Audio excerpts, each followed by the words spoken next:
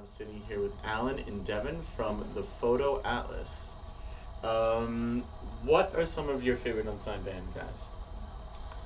Well, when it comes to being an unsigned band, let's see. I think everybody's signed. Yeah. That's the problem. I don't know. I guess up and coming bands. Yeah. Our friend. I guess our friends from from Denver. Cool. Dax and Chop the Cherry Tree. Awesome. Yeah, they're probably like. I don't know. It just seems like everybody's on like some little label. Little label. Well, what advice could you give to some of the smaller bands in the scene trying to make it big? You have to work your ass off. It's a thing where you can't wait for something to happen to you. You got to go take it, put it on the road. You got to tour. Yeah, I think that's problem with a lot of bands is they just want to like sit in their hometown and wait around for something to happen. But it's it's the bands that go out and work and travel and stuff like that that actually go places. I think those are the things that'll. Yeah. You'll start to see you'll just start to see an increase in everything, and just like your performance and everything. The more you tour, it's like probably the best thing for a musician to tour. It's gonna be hard. Yeah. It will be hard. What do you guys think of the recent decline in CD sales, and how's that affected you guys? It's pretty devastating for a Yeah. touring band because that's what you live off of. You live off of selling CDs and selling T-shirts and stuff like that. But it's just we're living in this digital age now where people don't have to buy. They don't want to buy the record. They just want to buy the couple singles or whatever. Mm-hmm. And we've all grown up, appreciating not just the music on the record, but the artwork. I think artwork is just as much a part of a record. Yeah. I don't know. I like to have something physical, of course, but like I guess today people just want it on their iPod, and that's And that's that. Yeah, that's that, and then here it is, right here. I don't know. There should be some kind of massive It'll campaign to get people to stop downloading music and like, don't you want this CD? Look at Yeah. how cool it is. It's so shiny. Yeah, it's shiny. They need to put like jewel incrustations on CDs. Rhinestones and stuff. How's the current tour going with the Bravery and the Cinematics? Awesome, man. Yeah, it has been amazing, and both of the bands, like it's really cool to be on a tour with bands that we actually really like, Mm-hmm. and like we watch them every night, and they're great guys as well. Yeah, it's been awesome up to this point. Yeah, really good. You guys got any new stuff in the works?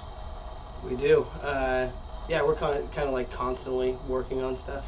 Like, I don't know. It seems like I'll always like, even if I'm just messing around, I'll come up with a riff, and we have like at this point we got like 3 or 4 new songs that are rough as can be because we haven't been home to like really fine tune them and practice them and stuff. They're just things we've written it on the road. So yeah, Once we get some time to Yeah. sit at home and refine them, but we've recorded a couple new songs, and we're working on a couple other songs that we're gonna try to just sort of track and see how they sound. But it's just like a long drawn out process just because we're on the road so much. We just need to have some set time to be at home.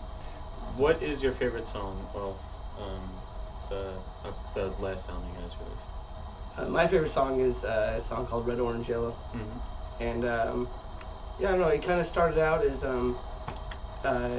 like Devin and I used to play, or we kind of had like a side project for a little bit. We played with like 2 of our other friends, and it was really like keyboard driven stuff.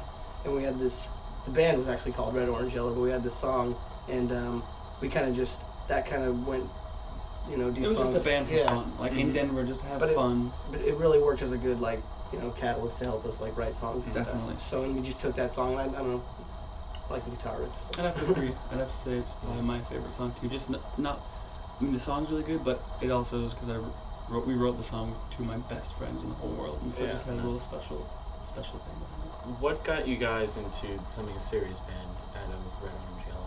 Oh, coming into turning into the Atlas. Yeah. Red Orange Yellow was after Atlas was even established. We had a solid we were a solid band already. We were a serious band from day one, and then Red Orange Yellow was just like something that me and Alan and my 2 friends just wanted to do just for fun. We played like 3 shows. It was just for fun, like just had fun. Yeah, it was just like kind of like free for all. Like, hey, we just would write stuff, and there was no stress about worrying about songwriting and stuff. And I think it was fun. Yeah, it was a lot of fun, and that song came out of it, and turn them into their favorites. What are some of your guys' influences as a band in general, musically?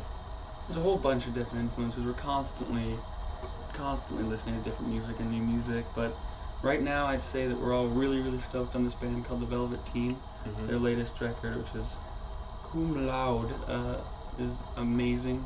I love everything about the record. There's not a single thing I don't like about the record. It's a really, really good CD.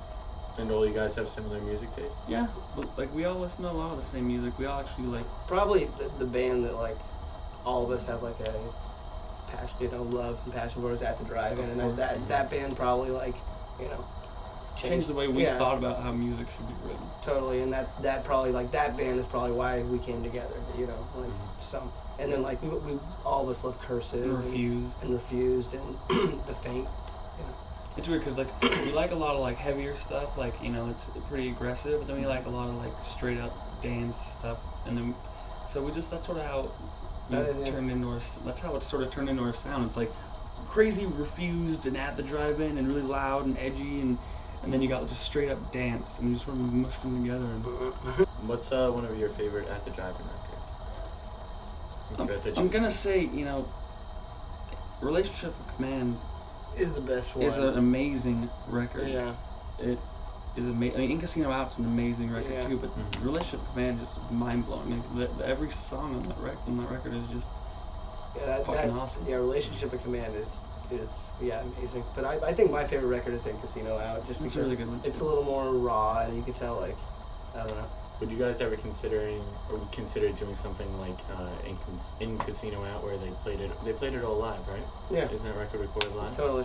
Would you guys ever be interested in doing something kind of like in that sense? Yeah, we've recorded live before, and it wasn't bad. Like actually, I think some of the songs on the record are actually recorded live. Yeah.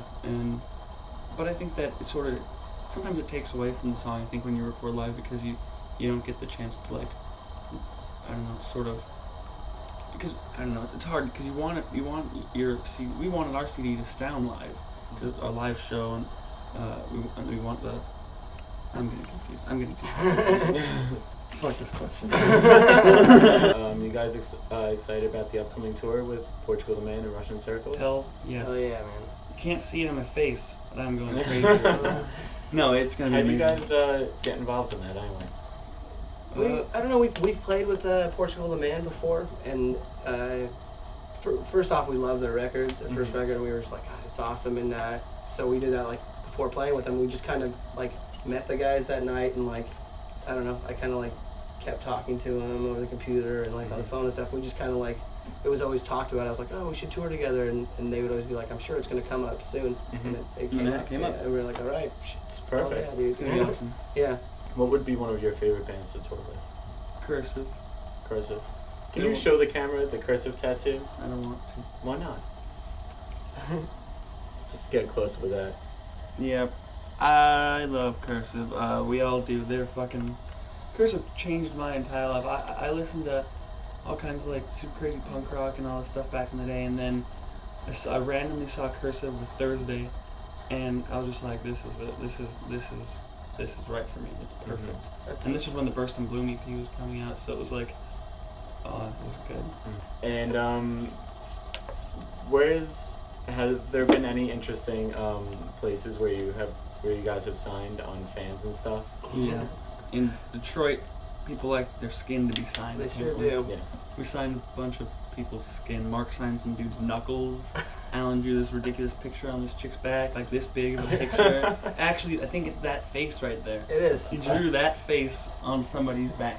Alan spray painted that face in the She was like, oh, she's like, will you sign me? Sign my back? And she probably expected something small, and I just went all out and just drew like the whole span of her back. And she's like, what are you doing? It's too late. She gave me the opportunity. Do you guys got any final comments you'd like to give to the fans or anything else? Well, we're going to be on tour for a long time. We're on the road pretty much from now until the end of August. We're doing some dates with Mooney Suzuki. We're doing, like we talked about, those Portugal the Man shows. Come out to shows. Yeah, we're going to be all over the place. And buy CDs. Stop downloading them. You're killing us!